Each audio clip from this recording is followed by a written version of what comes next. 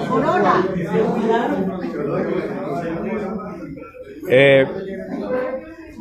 Allá, Pataruco. Ah, no, no es Pataruco, es Humberto. el Lezama, yo me confundo con ambos.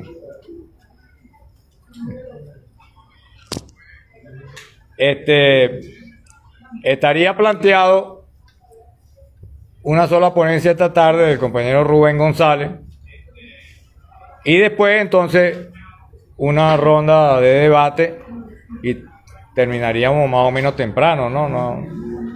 Una hora más o menos de debate después que Rubén termine su exposición. ¿Estamos de acuerdo? Bueno, siéntese aquí, compañero. Habla el compañero Rubén González, conocido en su buena época como Tacoa, que fue, entre otras cosas, guerrillero del Antonio C. de Sucre y del FAS. El último comandante de la última guerrilla, el último de los mexicanos, porque fue el último comandante del Frente Américo Silva. Para el momento de la desmovilización, hasta ahí llegó su jefe. Bueno, no vamos a colocar esto porque como no hay presentación. En retirada. No Adelante. retirado, sino en retirada. Aquí no hay micrófono, así que puro gañote. Sí, puro gañote. Bueno, después de ese almuerzo, saludos para todos. Compañera Evelia, amigo Roberto, que son los organizadores de este evento. Y en realidad he visto unas exposiciones históricas muy importantes. Cuando me informaron de esto, yo señalaba mi inquietud en el sentido de si era el momento oportuno para esto, porque indudablemente que por la condición humana y son hechos tan recientes que es muy difícil que no se contaminen un poco.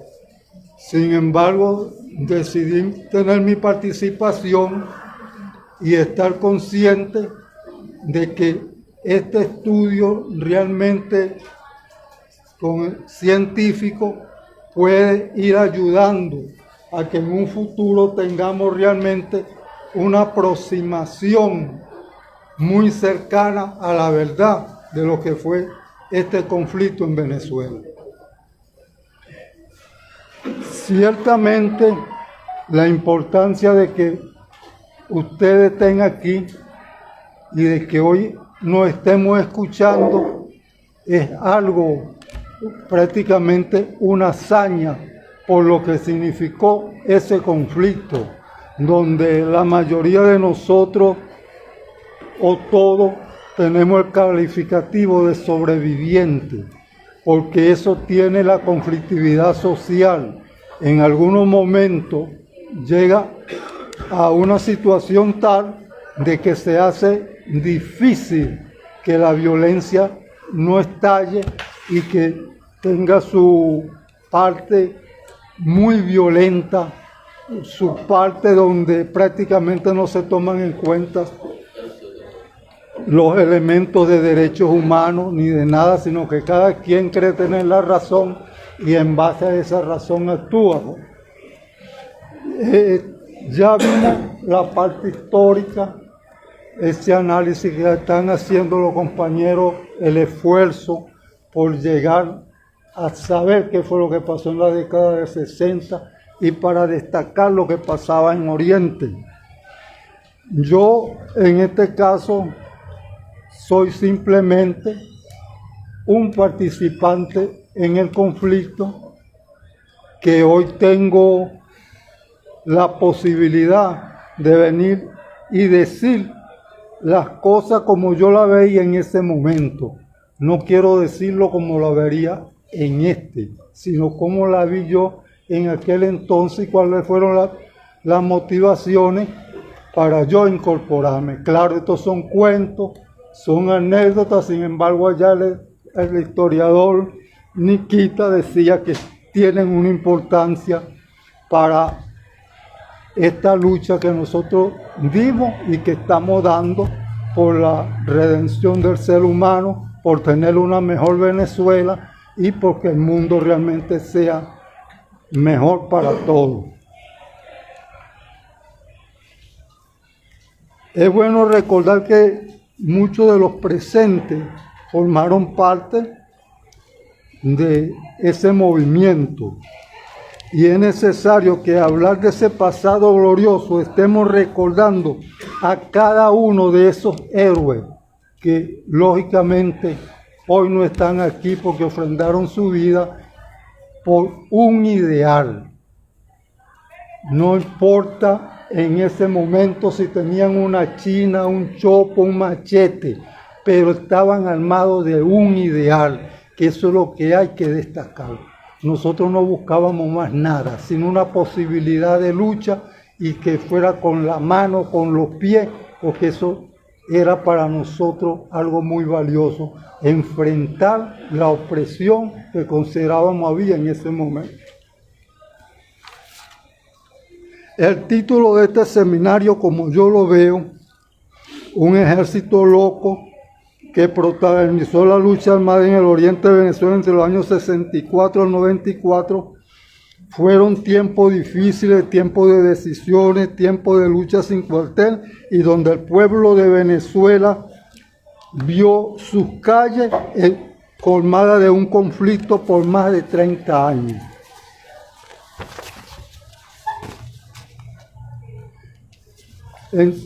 Entonces, ese conflicto precisamente tuvo la oportunidad de darnos a nosotros las posibilidades de participación.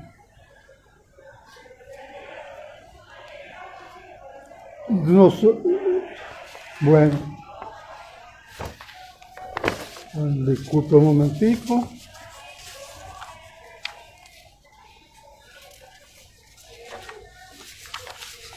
Yo estoy narrando aquí de cómo yo me vinculé un poco a la acción armada, no de la forma clásica que lo hace cualquiera, sino que yo fui un muchacho que llegó a Caracas producto de la diáspora que se dio en Venezuela en esa época. Esa diáspora nos trajo a nosotros a los barrios de Caracas o también al barrio de Maracay, de Maracaibo, de una de las grandes ciudades. Yo llegué siendo un niño a esa Caracas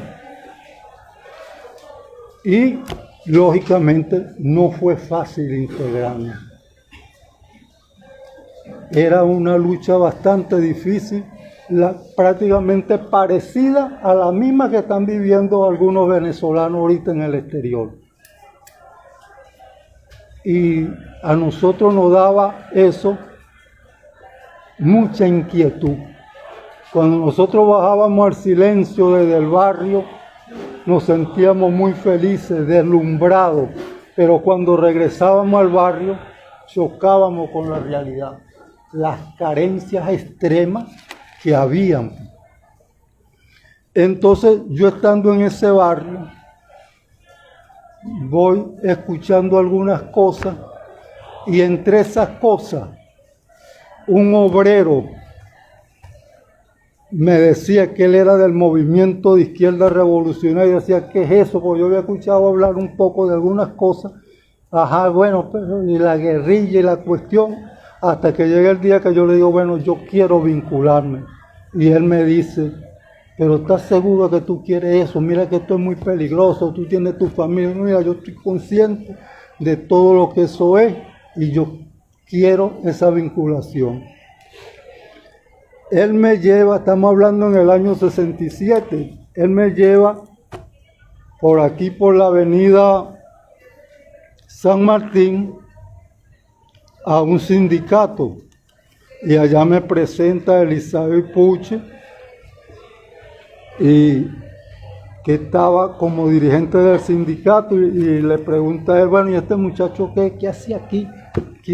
Y él le explica, no, que este es un muchacho vecino del barrio que quiere vincularse a la lucha, y él le dice, bueno, como eso es así, llévalo a la esquina del Chorro, que allá hay una gente que lo puede vincular mejor. Cuando llegamos a la esquina del Chorro, le hacen la misma pregunta: ay, ¿quién lo manda? No, nos mandó por acá el Isaú. Y ahí el dirigente que estaba ahí se llamaba Nelson Romero, dirigente sindical, y todos le decíamos Nerón. Entonces Nerón dice: bueno, vamos a tratar de vincularte con algunos compañeros que tienen alguna relación con el movimiento estudiantil, para que por tu edad tú estés ahí. Y van pasando los días, los meses, y yo iba a la oficina y nada. Hasta que un día me dicen: no, el problema es que nosotros estamos en un cuestionamiento. Y por eso no te hemos podido atender bien. Yo digo: ay, ¿qué es eso del cuestionamiento? Porque yo en realidad no sabía. Entonces me dice: no, porque es que estamos discutiendo cómo el partido se tiene que ir, cómo se tienen que hacer las cosas y bromas. Por eso ahorita no estamos incorporando a nadie. Entonces yo me despedí de ellos y dije: bueno, yo me despedí de ellos y le dije: vamos a estar en contacto. Y yo seguía pasando por ahí, pero la oficina era más o menos de este tamaño. Cuando yo llegaba me llevaban para allá, pero por acá estaban reunidos algunas personas. Yo escuchaba que decían: no, que si los compañeros de la guerrilla dicen esto, los compañeros del San Carlos dicen esto, y los dirigentes sindicales. Pero uno que se viene acercando a un movimiento que quiere un puesto de lucha no puede entender eso. Por eso me distancié de ahí un poco, y viene la candidatura de Luis Bertrán Prieto Figueroa. Es decir, AD se divide. Que cuando hablamos aquí de la lucha de los 60 y este paso hacia los 70, yo veo que se obvia un poco esa parte que es tan importante en la historia de la lucha en Venezuela, la participación. ¿Por qué? Porque ahí surge una fractura de mucha importancia en el seno de la clase dominante. AD, después de Prieto Figueroa, más nunca volvió a ser la misma AD. Si bien AD antes había tenido, con la separación de su juventud, una cierta división, con la de Prieto eso fue realmente importante, y es todo un giro en la historia de Venezuela, porque Prieto sale, la izquierda que estaba entre pacificada y todavía en la lucha armada, ven con la candidatura de Prieto una posibilidad de salir y expresarse, pues. Mas recordemos que Prieto era un hombre que tenía un prestigio bastante alto en Venezuela. Más ahí tenía a Pagalarraga, a Urdaneta, que eran cuadros muy destacados.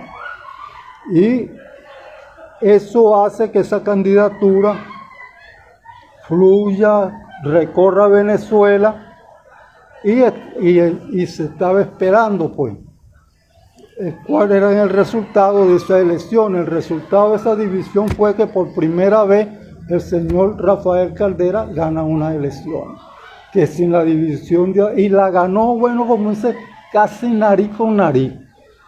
Sin esa división de AD, Caldera quizá nunca hubiese sido presidente. Entonces, ¿qué es lo importante de esto? Que cuando llega Caldera al poder, cambia un poco la percepción de cómo enfrentar a los grupos que están en armas, y Caldera lanza su política de pacificación, que, dicho sea de paso, es una política que realmente a la que se acogió la mayoría de las personas. Se acogió el PCB y se acogió el MIN. Al acogerse,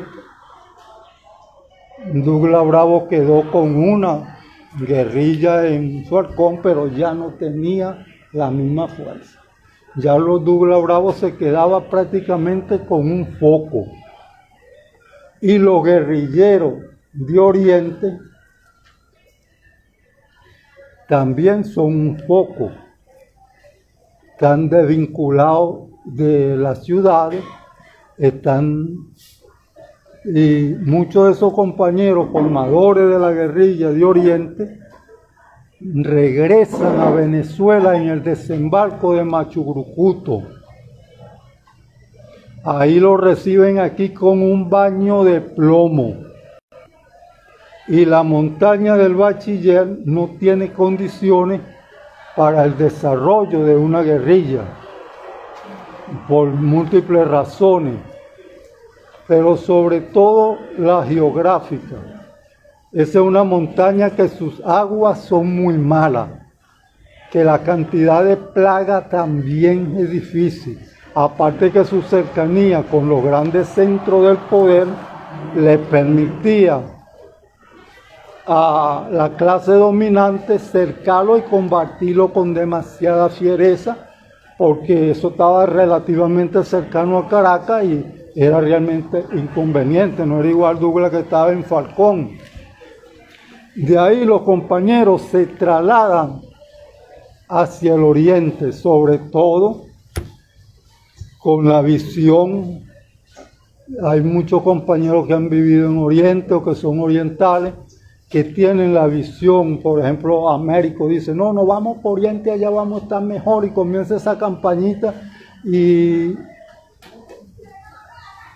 esa campaña conlleva que los compañeros orientales, la guerrilla, nosotros no vamos para Oriente.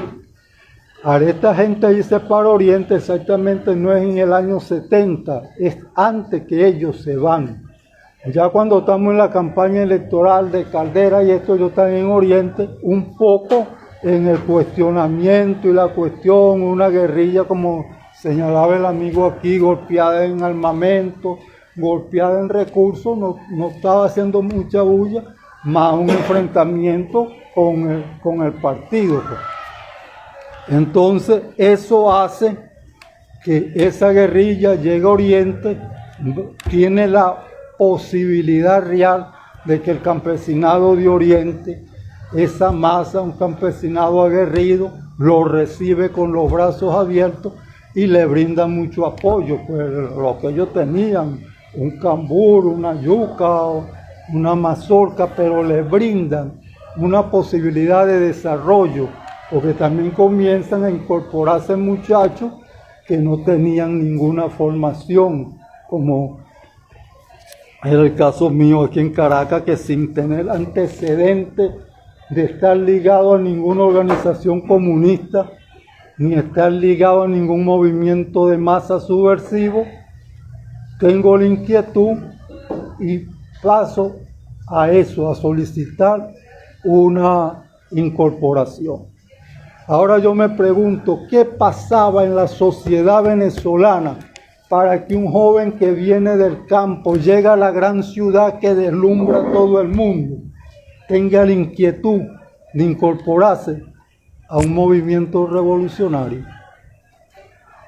Pero yo lo digo, compañero, había una posibilidad real de que se desarrollara un movimiento revolucionario y de que algunos quisieran. ¿Por qué?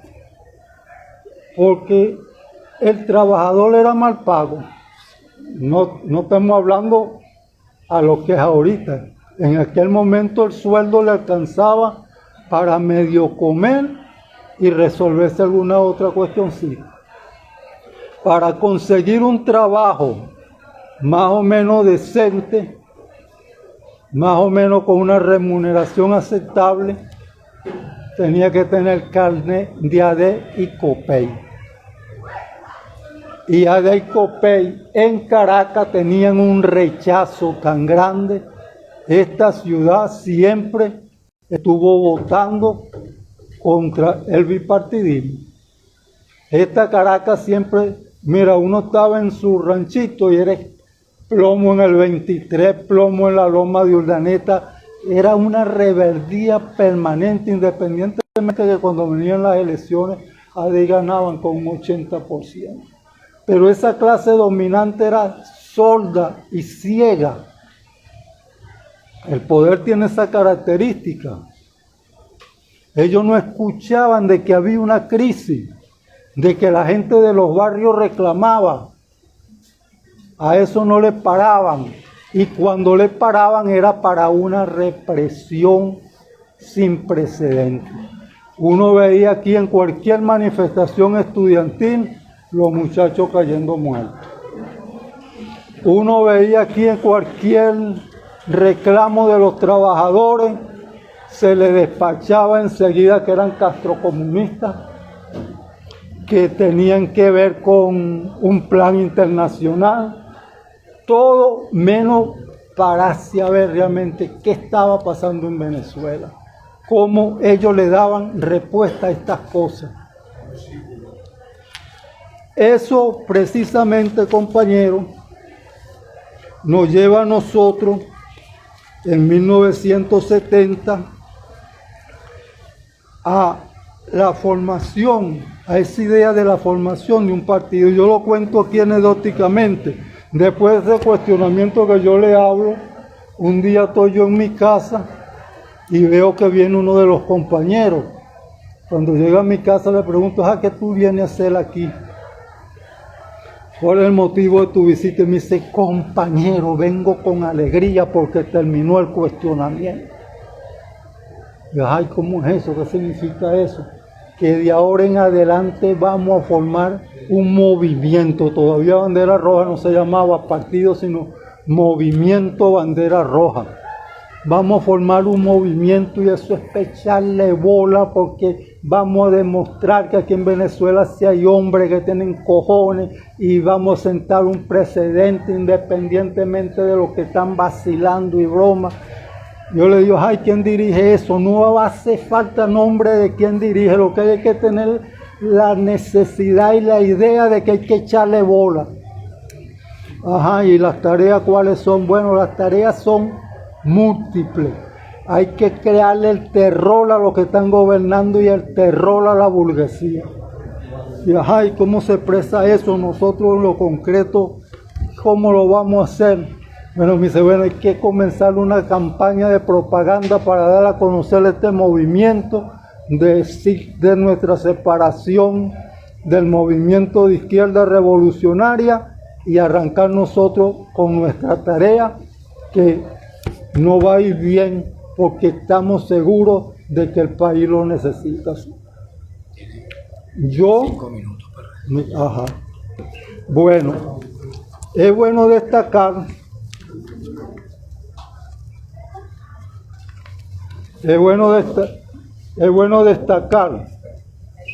que estos grupos que forman Bandera Roja está fundamentalmente el núcleo de la guerrilla de Oriente, donde estaban los comandantes Carlos Bentancur, Gabriel Puerta y Américo Silva. Aquí yo quiero hacer un paréntesis. Cuando hablamos de Américo Silva, hablaba con su hijo hace rato. Américo Silva era un dirigente nato. Yo particularmente no lo conocí porque estaba viendo que me estoy incorporando en este momento. Pero con mis años en la lucha guerrillera llegué como a conocerlo, a tenerlo ahí, porque a Américo le decían el tigre guerrillero. Tenía una visión muy clara de cómo hacer la lucha en la guerrilla. Tenía una idea muy clara de cómo ligarse a los campesinos y de cómo formar un partido. De hecho, él baja hacia la ciudad y cuando cae en la Alcabala está cumpliendo una misión que es formar el partido Bandera Roja en la zona de Guayana. Ligarse a los trabajadores donde él había participado ciertamente en los sindicatos. También es importante cuando vemos la formación de Bandera Roja y la incorporación del campesino de Oriente, yo digo que hay que nombrarlo en todo, compañeros. Gente que de marxismo, leninismo, de socialismo, no sabían nada. Pero cuando les llegaban los muchachos de la guerrilla, respondían, se sacrificaban, se incorporaban a esta y lo daban todo. Y cuando digo lo daban todo es porque cuando llegaba una racia represiva, compañeros, ahí se llevaban al adeco, al copellano, ahí se llevaban al ama de casa, a la muchacha, al joven, al evangélico, al católico, ahí no discriminaban en nada. Era una racia represiva como que se habían conquistado otro país. Entonces ese campesinado de Oriente, para allá el amigo Niquita, el historiador, hay que tratar de documentar esas cosas. La cantidad de campesinos que fueron a dar con su hueso a la pica y la cantidad de campesinos que mataron en los interrogatorios en el propio campo. A esos campesinos no se les puede olvidar, a eso hay que rendirle un homenaje permanente también. Y un acto que hicimos en conjunto, porque él creía que había fracasado la lucha guerrillera en Venezuela. Y me respondió porque no incorporó a los artistas. Hizo falta canto y poesía. Y la lucha precisamente, compañeros y compañeras, tiene que tener poesía, tiene que tener canto, porque de este lado, si bien no es aferrarnos a que tenemos la razón o el otro está equivocado, de este lado está el valor de la moral revolucionaria, está el valor de la lucha en las peores condiciones que pueda ser. Siempre la burguesía tiene que tener pendiente de que hay una gente en disposición de enfrentarlo, y eso puede ser, como le decía anteriormente, con las uñas, con los dientes, pero echamos hacia adelante. Muchas gracias a todos. Nos seguimos.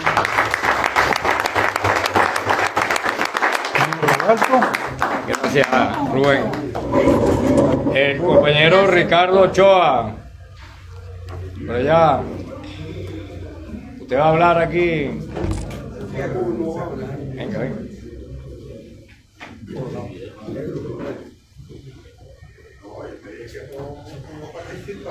Venga, usted tiene mucho que decir, ¿no? Aunque...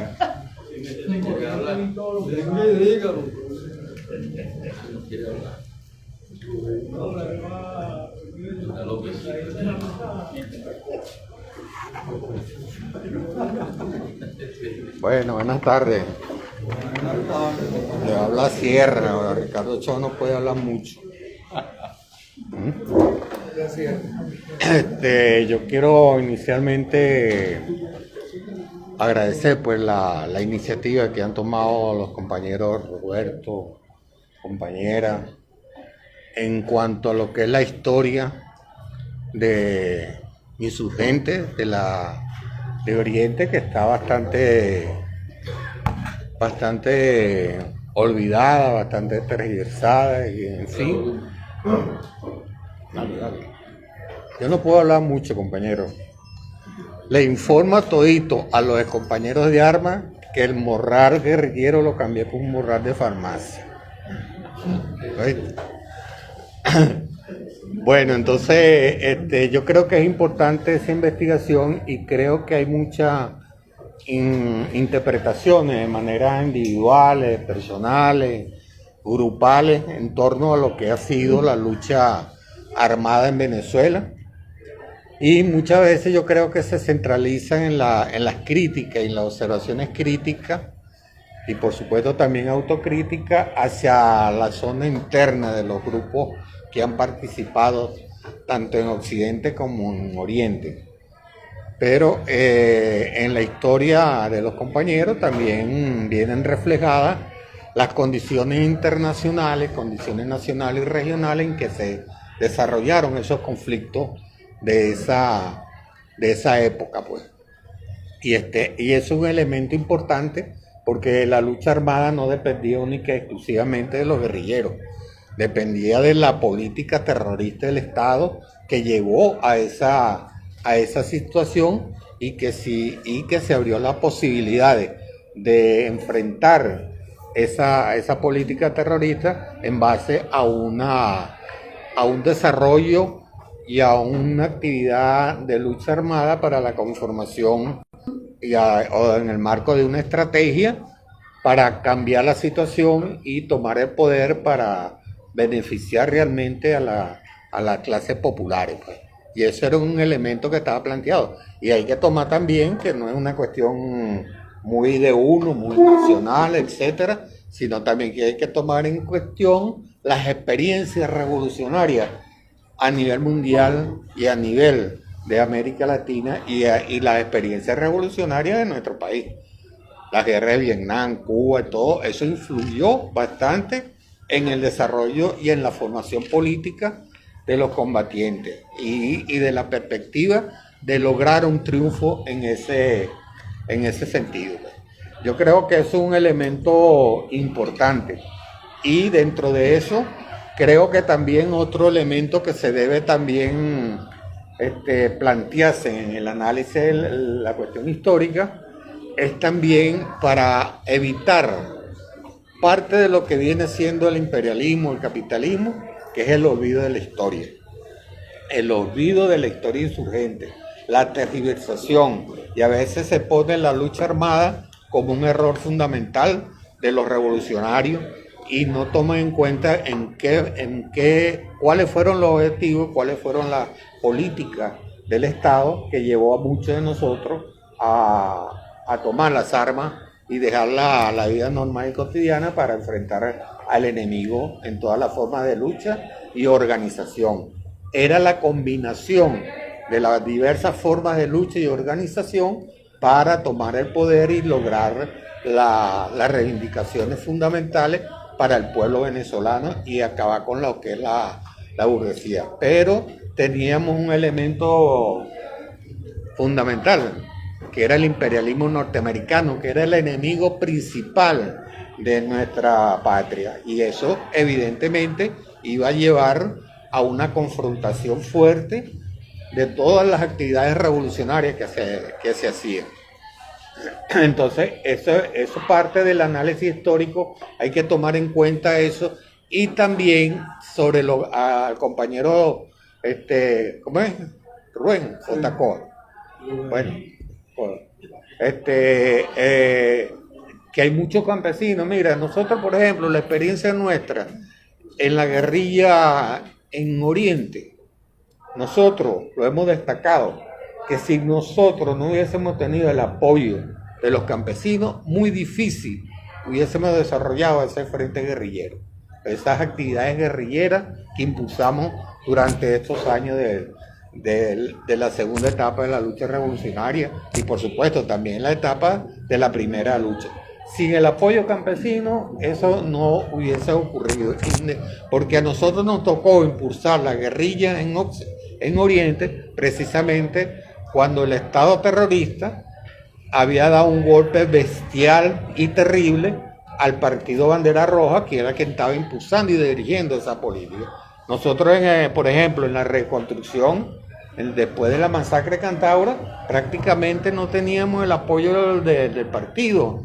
La dirección del partido estaban presas, la gran mayoría de los cuadros estaban presos. Y prácticamente nosotros, por una política, por una dirección de un partido, trabajamos en función de la reconstrucción del frente guerrillero, apoyándonos en quiénes, apoyándonos fundamentalmente en los campesinos y en los trabajadores petroleros de la zona, que jugaron un papel destacado e importante. Eso lo sabemos nosotros porque lo vivimos en esas experiencias. Mira, la vivimos esa experiencia. Fueron esos los que nos dieron ese importante apoyo y esos fueron los que nos mantuvieron y ayudaron al desarrollo de nuestra política en ese sentido. Hay muchos campesinos que no los conocemos, hay muchos que murieron, otros hay que, como dice el compañero, hay que tratar de ubicarlo y rescatarlo, etcétera. Yo recuerdo cuando el partido, después de la masacre de Cantaura, planteó al partido, a sus militantes, voluntarios para reincorporarse y reconstruir el frente guerrillero. Porque la reconstrucción del frente guerrillero, del frente Américo Silva, era la necesidad de derrotar la política de la Escuela de las Américas, que había hecho el destacado de que se había exterminado las Fuerzas Armadas y se había exterminado el frente guerrillero que quedaba, que era el Frente de Américo Silva. Y se hizo un llamamiento de voluntad a los militantes y amigos del partido que estaban identificados con esa lucha. Y eso fue realmente significativo, porque más bien nosotros tuvimos que parar la cantidad de gente que pedía la incorporación al frente guerrillero. Entonces, había tanta cantidad de compañeros, combatientes, militantes, hombres y mujeres que querían incorporarse para la reconstrucción del frente.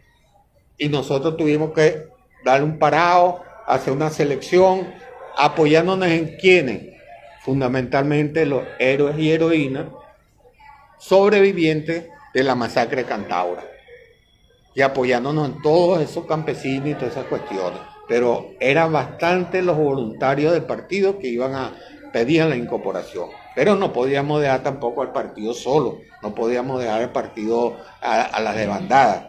Entonces yo creo que eso fue un elemento importante que permitió la derrota del exterminio del frente con la operación de la masacre de Cantaura. Bueno, esas son parte de las cuestiones. Nosotros, yo prácticamente hablando de uno, yo participé desde la época de la primera etapa. Yo participé en la UTC, yo participé en la FAL, que éramos en la FAL en aquella época, era el MIR-PCB, y participé en la UTC, que eran unidades tácticas de combate en las ciudades, aquí en Caracas, aquí en la Universidad Central, y en diversas actividades, y después me incorporé al apoyo a la guerrilla, concretamente al Frente Guerrillero Antonio José de Sucre. Y como decía algún compañero de las armas, oye, yo fui un carajito para allá, verga, a mí me dieron tremendo FAL, y habían FAL, habían varios, y habían AK, y había toda una serie de armamentos que, bueno, que nos enseñaban la utilización. Pero ese frente guerrillero en Antonio José de Sucre estaba realmente desarrollándose en esa avenida del MIR. Nosotros participamos en el Antonio José de Sucre cuando era del MIR, comenzó esa cuestión. Luego vino la división del MIR, bueno, y yo me incorporo a la confundación de Bandera Roja, y de Bandera Roja me incorporó también al apoyo del Frente Guerrillero del Antonio José de Sucre, que muchos compañeros me pueden ver y me dicen, ese es un contactero, porque yo lo que hacía era más desde aquí de la UCB, Marco Ludeñ y yo éramos mucho correaje hacia el Frente Guerrillero en Oriente, de aquí mismo de la universidad. Participaban mucha gente, iban, hacían tiempos de formación política, militar, pasantía en la guerrilla. La guerrilla estuvo vinculado con las actividades estudiantiles y las actividades obreras en la zona de Guayana. Estuvo toda esa serie de cuestiones y había una combinación de diversas luchas de forma y de organización. Mucha gente aquí, nosotros inclusive estudiábamos aquí en la Central, nosotros nos formamos en la guerrilla porque allá recibimos entrenamiento militar y participábamos en operaciones militares, y asimismo muchos compañeros vivían en esa cuestión. Estábamos estrechamente vinculados y sobre todo estábamos muy vinculados fundamentalmente con los campesinos. Los campesinos eran la materia prima con la que la guerrilla desarrollaba sus actividades en las respectivas zonas. Bueno, y algunas otras operaciones que se hicieron en esa época, pues. Fundamentalmente Bandera Roja y la guerrilla, sobre todo la guerrilla de Oriente, no dependía de recursos externos. Nadie nos apoyaba, ni Cuba ni nadie nos apoyaba. Todas las actividades políticas y las actividades militares las desarrollábamos nosotros aquí en nuestro país. Las cuestiones financieras eran operaciones financieras militares para obtener recursos, para obtener todas las cuestiones. Nosotros no recibíamos nada de afuera y nunca nos planteamos recibir cuestiones de afuera. Siempre lo resolvíamos y hubo varias operaciones importantes, tanto en Antonio José de Sucre, que hubo toma de pueblo, toma de fuerzas policiales, fuerzas militares, camiones de transporte, ¿cómo que se llama esos camiones de transporte de billetes? Blindado, que por cierto en una de esas cayó Faustino Lugo, en fin, esos camiones en Oriente, esos andaban llenos de militares y aún así también tomamos con tus militares esas vainas y agarrábamos la plata, pues. Esa es la contribución que teníamos desde el punto de vista financiero, pues nosotros teníamos el enemigo fundamental. ¿Quién era? Partemente era la oligarquía financiera y había que darle golpe también. Y si no quedó nada por ahí, dice. ¿Ah? Si no quedó nada por ahí. Están por ahí algunas cosas, vamos a ver cómo. Bueno, entonces, de ahí se viene entonces la Antonio José de Sucre, se desarrolla esa época, se hacen operaciones importantes. Una de las grandes operaciones y que nosotros la hemos establecido. Para nosotros una de las cuestiones más importantes era la libertad de los compañeros presos. Siempre apoyábamos a la familia. Yo recuerdo que en Oriente, nosotros en la guerrilla, en Antonio José de Sucre y también en el FA, atendíamos a la familia de los compañeros presos. No les faltaba el apoyo político, organizativo, etcétera. Nunca lo dejábamos solo. Y una de las actividades fundamentales de nosotros en la guerrilla, de la lucha armada también, era el rescate de los presos políticos. Eso fue una cuestión fundamental y para ella arriesgábamos todo, pues, en ese sentido.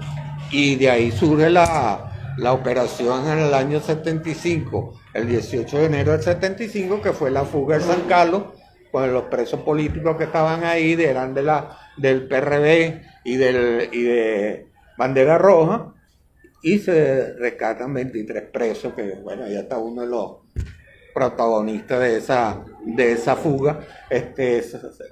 Le dicen, creo que esa está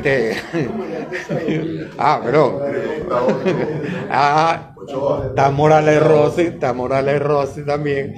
Y Morales Rossi, bueno, hasta en la fuga de la pica tuvo también presencia. Es decir, esa era una importancia importante para nosotros y arriesgamos todo, arriesgamos la vida. Las fuerzas militares del Antonio José de Sucre se trasladó para Caracas, trabajamos en conjunto con el PRD, trabajamos en conjunto y logramos una fuga importante desde el punto de vista político y militar, y para nosotros también rescatamos, y para la gente del PRD también rescataron varios cuadros que se reincorporaron pues a la actividad política. Ese era, ¿ah? 5 nada más del PRD. Bueno, 5, el resto eran de bandera, pero todos jugaron un papel importante destacado después. Y en las actividades de afuera, que fue en donde yo participé, junto con el flaco Tito González Heredia, y parte de los otros y de los comandos del Frente Guerrillero Antonio José de Sucre, participamos en Caracas, participamos en esa operación, y ahí también hubo una combinación también con la gente del PRD. Yo recuerdo a Calolán que nos veíamos en esa actividad, en esa temporada. Es decir, que fue una operación militar muy importante desde el punto de vista militar. ¿Qué es lo que pasa? Que muchas veces, y en eso somos nosotros autocríticos, en el caso de Bandera Roja, que muchas de esas cosas nosotros no las señalamos, no las escribimos, no las planteamos. Mira, eso son historias, no solamente son historias, son enseñanzas importantes para la toma, para las actividades militares que se tenían que hacer. Y nosotros salíamos en una operación, nos vamos para la otra, y no recordamos eso, no nos planteamos ese tipo de cosas. Pero era una combinación, pues bueno, nosotros nos tiramos el intento de secuestro de Gonzalo Barrios para libertar todos los presos políticos. Nos falló Gonzalo Barrios, Tito nos dijo, bueno, compa, vamos por la otra, que era el túnel. Bueno, vamos a echarle pues, enseguida. Fallamos en diciembre, en enero ya arrancamos con la fuga ya directa, pues. Pero es decir, que ese era un elemento importante, que es el cuidado, el rescate de nuestros presos políticos, no solamente desde el punto de vista militar, porque los presos políticos también tenían familiares, organizaciones sociales, siempre estaban peleando y luchando por el rescate de los presos, las atenciones que le estaban haciendo los presos políticos. Esa es parte de lo que es el terrorismo de Estado. Bueno, después vino en el Oriente fue un golpe muy duro, que fue la división del partido. En el cuarto pleno se fueron la gente del Frente Antonio de Sucre, quedó Bandera Roja como partido solo, y bueno, se produjo una bestial división del partido, que muchos creían que ya no se podía seguir en la lucha. Bueno, eso se volvió a retomar, se hizo otra cuestión, y se conformó otro frente guerrillero, que fue el Frente Américo Silva, dirigido por Bandera Roja, en ese sentido, y la primera operación de Bandera Roja del Frente Américo Silva fue la fuga de la Pica, que lleva el nombre de Vicente Contreras Duque, que liberamos a los compañeros que estaban en la cárcel La Pica, que aquí también está el protagonista de Morales Rossi, que está al lado, y Antonio Arias. Pero ellos a este lo sacaban y se volvían a meter, pues buscaban cómo meterse. Bueno, entonces ese forma parte de lo que es la historia. Ahora, yo lo que quiero dar señalamiento, por lo menos a los compañeros que saben de historia, y que no es meramente las narraciones, las anécdotas, sino los análisis que se hagan sobre todas esas cuestiones, que expliquen eso, porque para nosotros eso fue muy importante. Para nosotros fue una escuela de formación. Tú sabes lo que es dedicarse a la lucha armada, dejar los estudios, dejar la familia, dejar toda por un ideal, por una visión y arriesgamos la vida. ¿Es que acaso yo no tuve compañeros combatiendo que arriesgaron su vida hasta por uno, que murieron en combate junto con uno, al lado de uno, y que si uno no murió fue por soltar y que era uno? Pero eso significa que hay una visión ideológica, política ideológica muy importante. Y si aquí había alguna perspectiva de la lucha armada, claro que la había. Pero había un imperialismo norteamericano ya experto, había también un Estado terrorista ya experto, con trabajo de inteligencia, y por supuesto siempre en lo interno también habían divisiones y problemas internos, pero era esa perspectiva lo que nos dirigía a nosotros. Y mucha gente, muchas movilizaciones de masa estaban también vinculados, y ese era uno de sus objetivos, es decir, de sus íconos de trabajo, de revolucionario.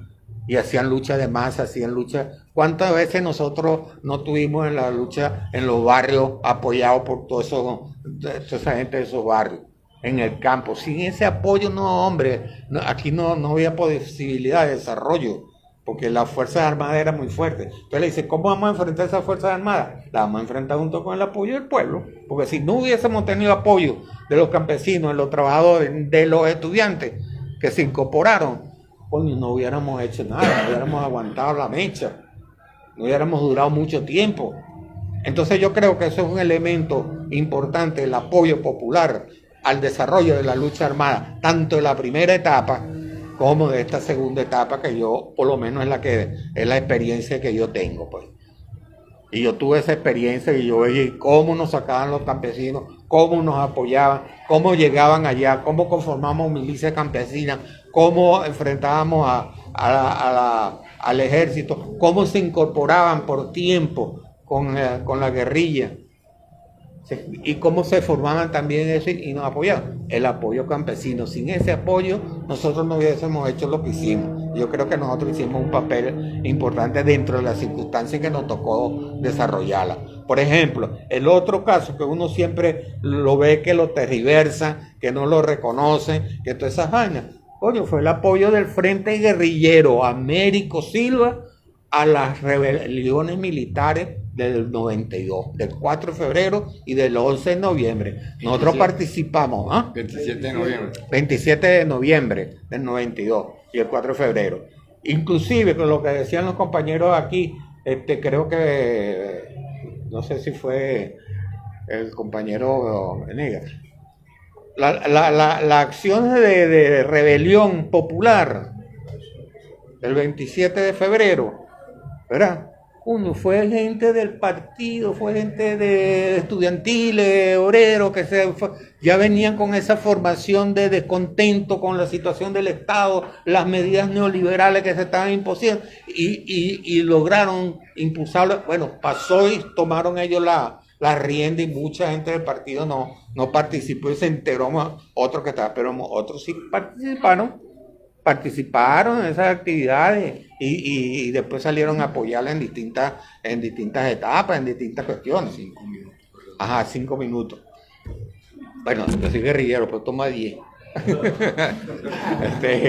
Bueno, entonces termino esto también diciendo, el Frente Guerrillero Américo Silva participó activamente como fuerza militar en las rebeliones de febrero y de noviembre del 92. Participó activamente, tanto el Frente Guerrillero hasta tal punto que los militares nos daban los brazaletes para que los tengamos. Nosotros lo teníamos, los brazaletes en el Frente Guerrillero en Oriente, que íbamos a tomar unos cuarteles, íbamos a evitar que las fuerzas militares reaccionarias de Oriente vinieran para Caracas, que era en Caracas en donde estaba la fuerza principal y donde se iba a consolidar. Y los que vinimos para acá, vinimos guerrilleros del FAN y formamos batallones aquí en las ciudades, tanto en Caracas, en Valencia, como en la zona del Zulia. Y participamos ahí como fuerza militar dirigida fundamentalmente por el Frente Guerrillero Américo Silva. Que no nos entregaron las armas, o que nos dijeron que nos habían entregado las armas y no nos las agarraron. No, se las entregarían a otros. Pero nosotros fuimos a buscar las armas y nosotros nos metíamos bastante en ese fuerte Tiuna. Hasta un muchacho aquí nos lo mataron, compañeros, aquí en la Universidad Central. O sea, hubo una participación activa nuestra. Y es tan así, compañeros, es tan así que cuando sale Chávez de la cárcel, y a nosotros no nos dejaron participar, recuerda, para terminar, no nos dejaron participar en la toma de Miraflores, fue porque los militares nos dijeron, no, ustedes quédense afuera, porque si nosotros tomamos la vaina, nosotros no somos los políticos, ustedes van a ser los políticos que van a dirigir al pueblo y a las masas. Nosotros requerimos que ustedes estén afuera, porque si no, nos lo van a matar a ustedes y esas vainas, y a nosotros también, y vamos a quedar afuera. No nos dejaron meter para allá. Bueno, pero había que hacer una insurrección de apoyo, que yo creo que uno de los errores políticos, a mi juicio político, es que a raíz del fracaso, de la derrota del 4 de febrero y el 27 de noviembre, no hubo una insurrección popular, porque nosotros habíamos cambiado la estrategia de lucha prolongada por una lucha de combinación de diversas formas de lucha y organización de manera diferente, de insurreccional. Entonces, bueno, a raíz, cuando sale Chávez de la cárcel, bueno, ¿quién apoyó a Chávez cuando salió de la cárcel? Nosotros le organizamos, porque el MBR docente no tenía organización política, en Oriente, Occidente, todo el mundo, mucha gente nuestra participaba, y muchos unidades del Frente Militar del FAN participaban en la cuestión de protección, de la cuestión esa, porque eso era distinto la época. De ahí cambia la situación política y es lo que lleva a la desmovilización. Nosotros nos desmovilizamos unilateralmente, no fue un acuerdo con el Estado, no fue con el gobierno de Caldera. Bueno, nosotros estaban ahí. Fue un acuerdo nosotros desmovilizando porque la situación política había cambiado. Esa es parte de la experiencia. Y bueno, disculpa que no pude trabajar en los inscritos para la cuestión, y y le hago un llamado a los compañeros que sigamos en eso, porque yo tengo un viaje de papeles, de archivos, de cosas, pero no tengo cómo ayudarle a resolver. Gracias.